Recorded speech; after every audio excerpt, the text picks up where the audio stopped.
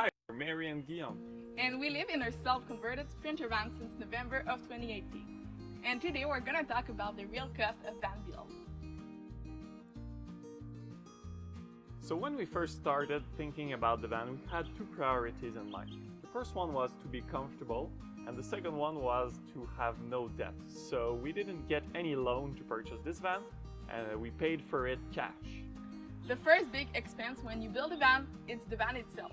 We decided to purchase a 2009 Dodge Sprinter, and the main reason why we chose this specific model was because I needed to stand up in my own home.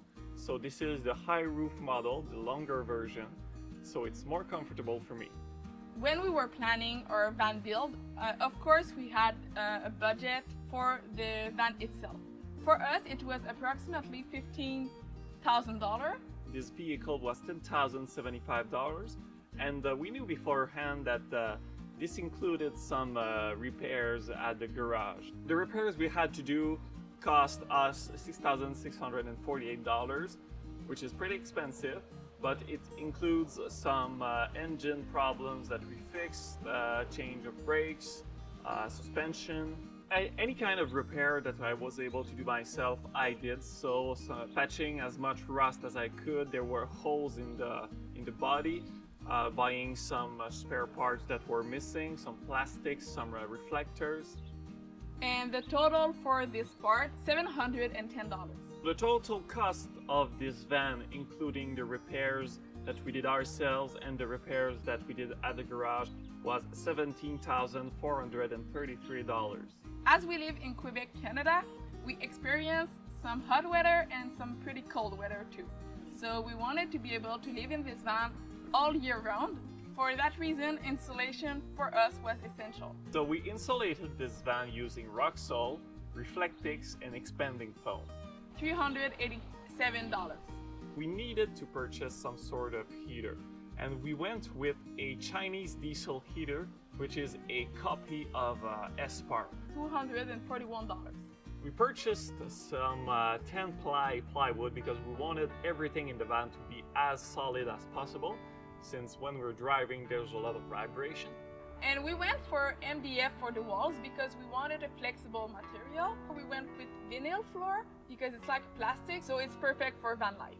Yeah. And the total for the plywood, the MDF and the floor was $1,374. So the next category is everything related to electricity. So in this category we've got solar panels, all the cables, fuses, fuse box, batteries, solar controller. It's $918. And after that we've got everything related to water tanks. We've got the 12-volt electric pump, pipes, the faucet, shower head, solar shower. So the price for that was $411. Paint and varnish cost us $317. Screws, nails, glues, tape, tie wraps, $396. Well, the next category is about the cabinets and the drawers, $237. Finally, there's a thing we bought but didn't build, such as countertop, mattress, toilet, the fan. $1,483. So the grand total for this whole van build was $23,200. That being said, there are things in our van that have been given to us, so we couldn't include that in the price, such as our first fridge, 2 batteries, our sink, and the table legs were all given to us. This van was mostly built by 3 people, and we had some friends and family that came every other weekend to help us for everything. So we did not include the cost of labor in this build because it was all done by volunteers. All those who built this van with us have signed this box of fame that we carry with us everywhere we go. There's always the possibility to go smaller and cheaper with van life, and on the other hand you can always go bigger and more expensive.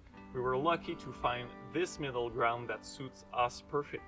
So thank you, and we will see you guys very soon. Bye! Bye!